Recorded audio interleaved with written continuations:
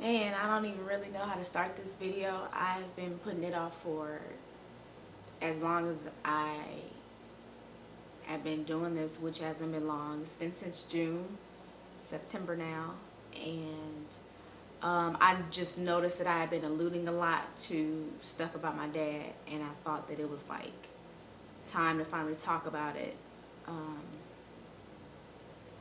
Yeah. So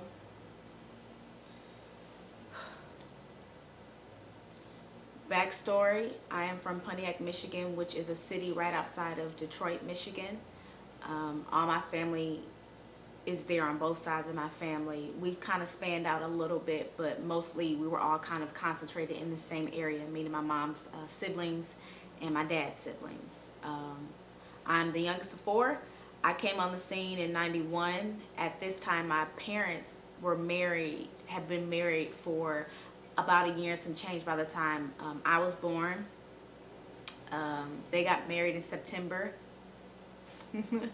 of 1990, and I came on the scene December 6th of 1991. At this time, it was my oldest brother, my oldest sister, my middle sister, and then myself, the youngest, and we're all about 3.5, 4 years apart successively.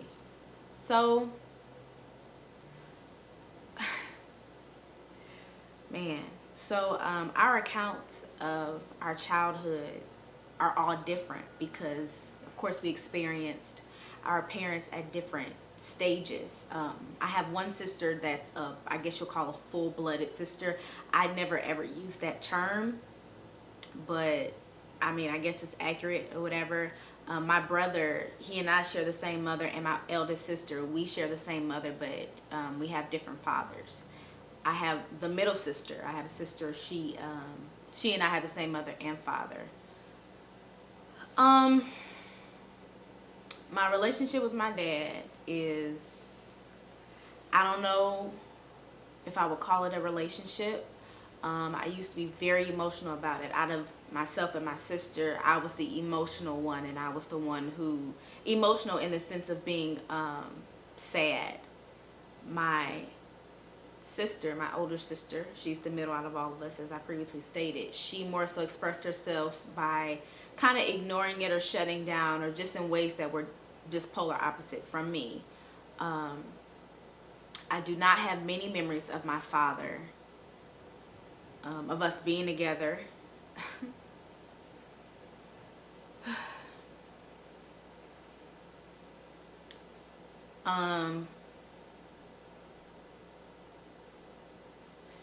One of those memories is it's funny. My dad used to take me to this daycare. It was called New Jerusalem. It was in Pontiac, Michigan.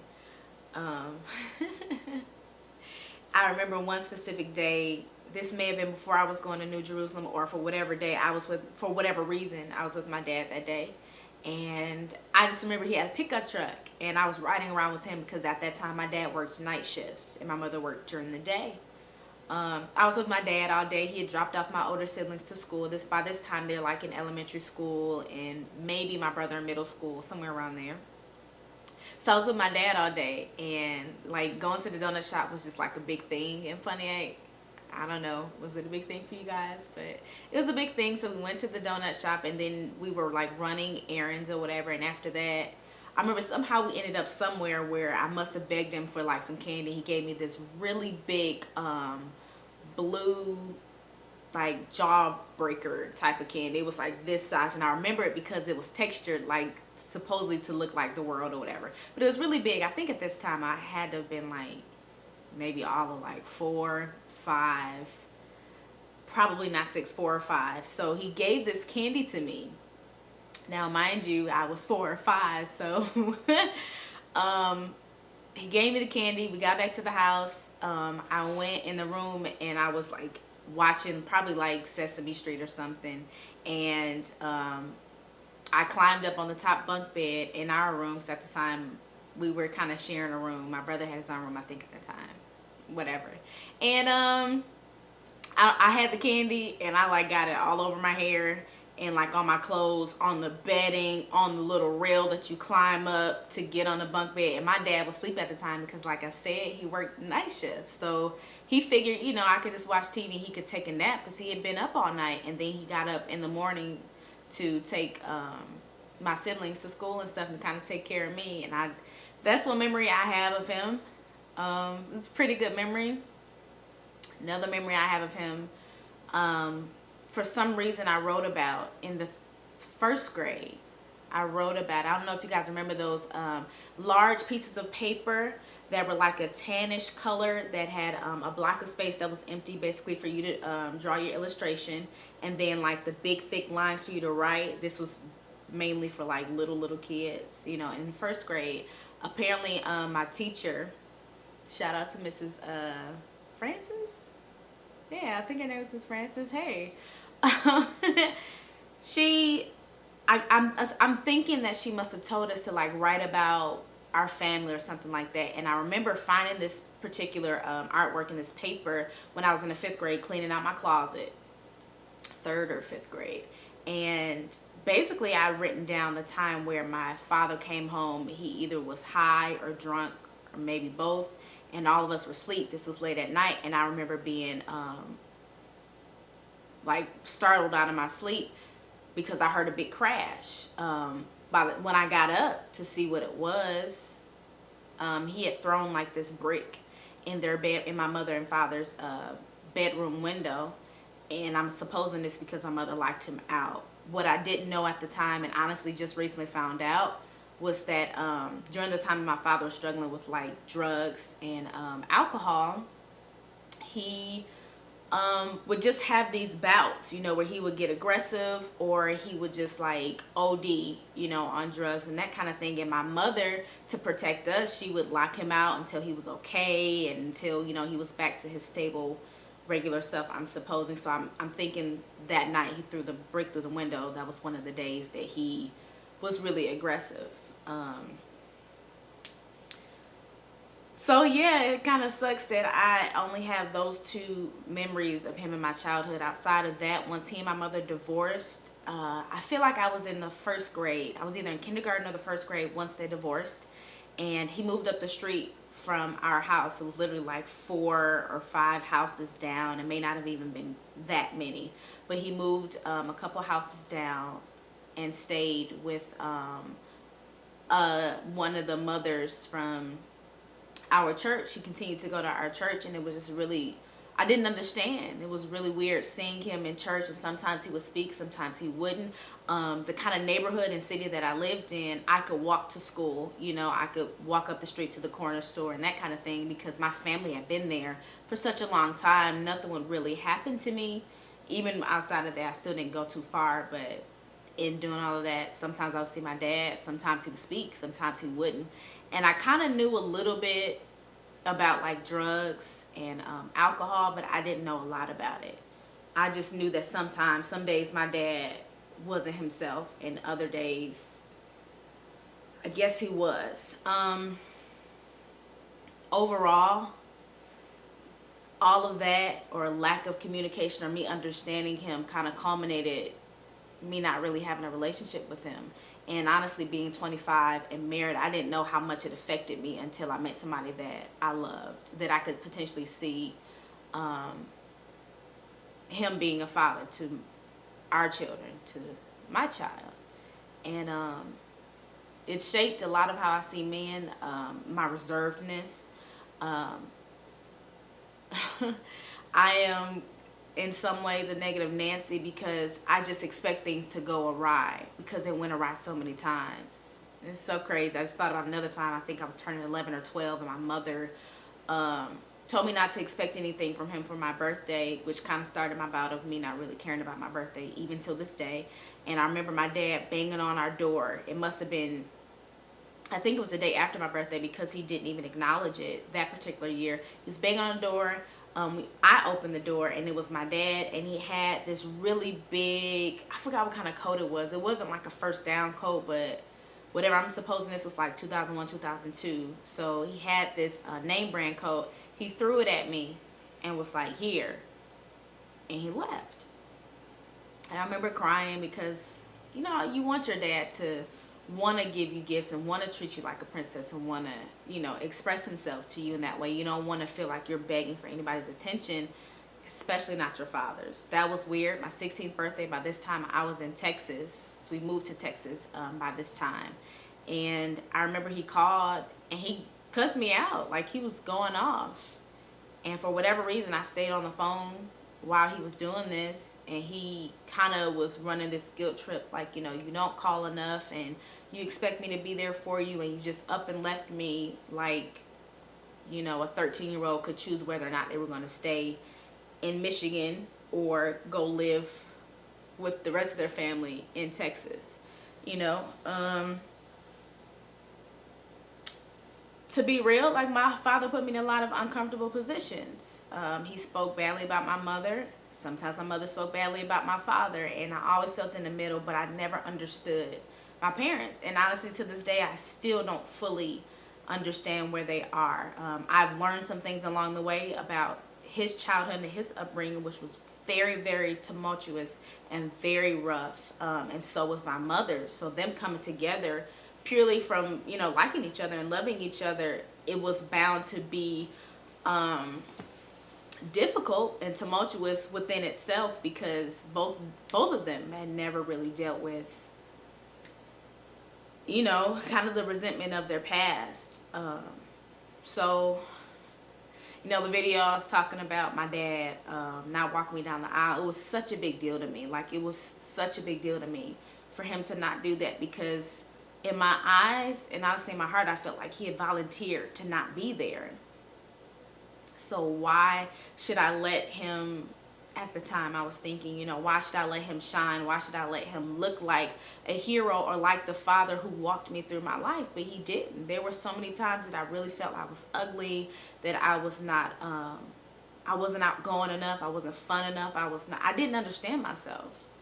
And he couldn't be there for me. He was dealing through so much, you know, battling addictions and battling the residue and residual of his past, of his childhood, of prior relationships. Supposedly my dad has been married before, and I think maybe has 2 other daughters that are significantly older than me and my sister.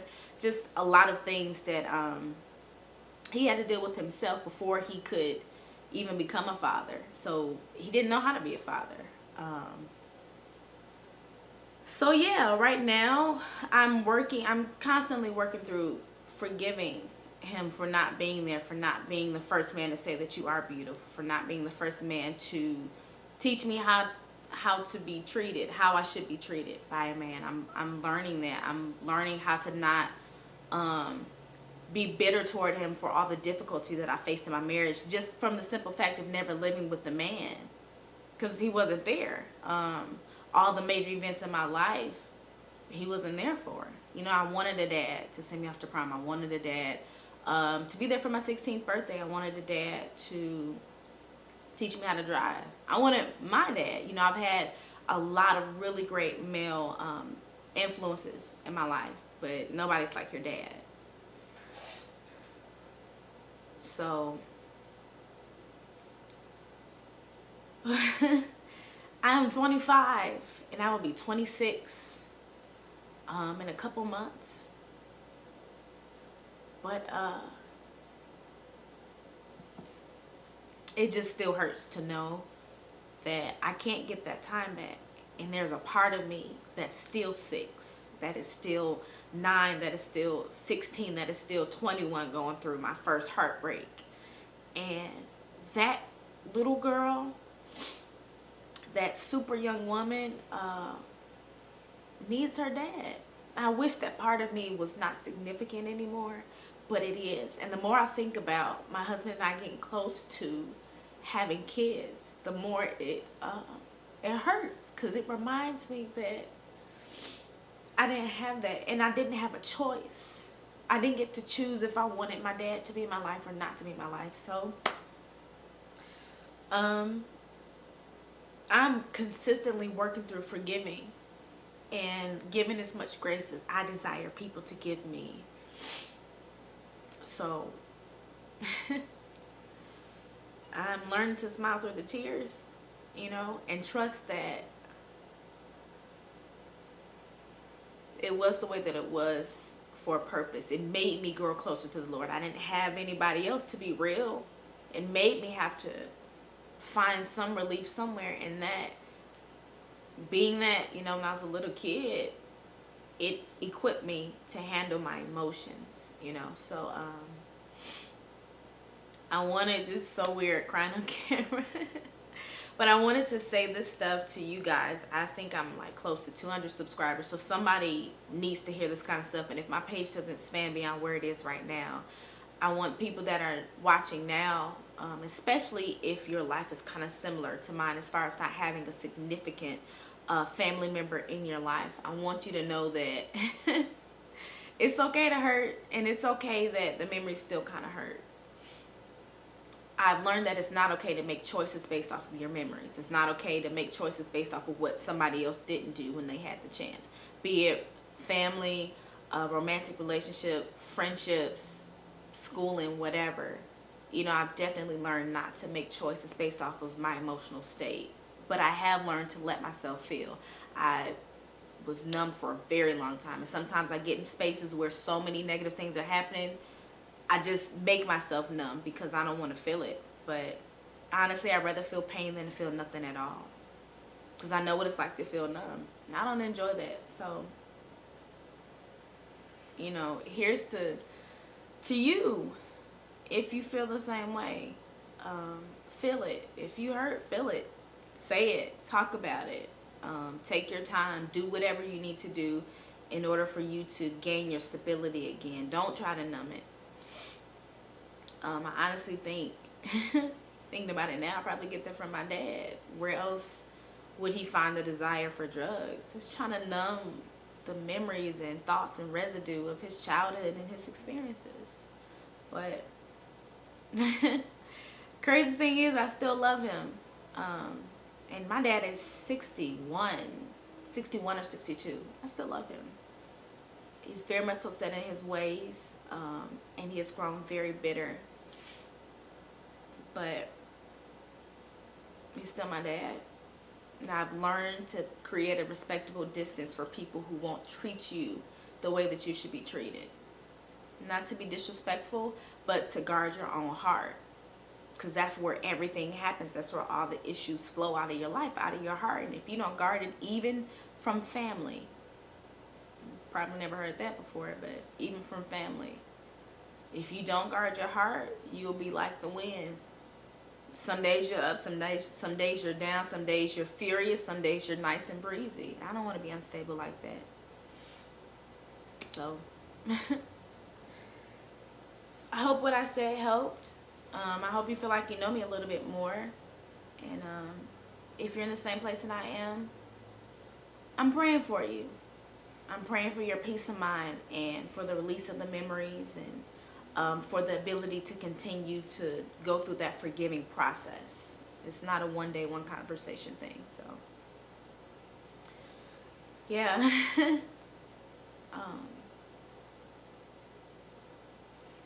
I'm with you. I'm with you.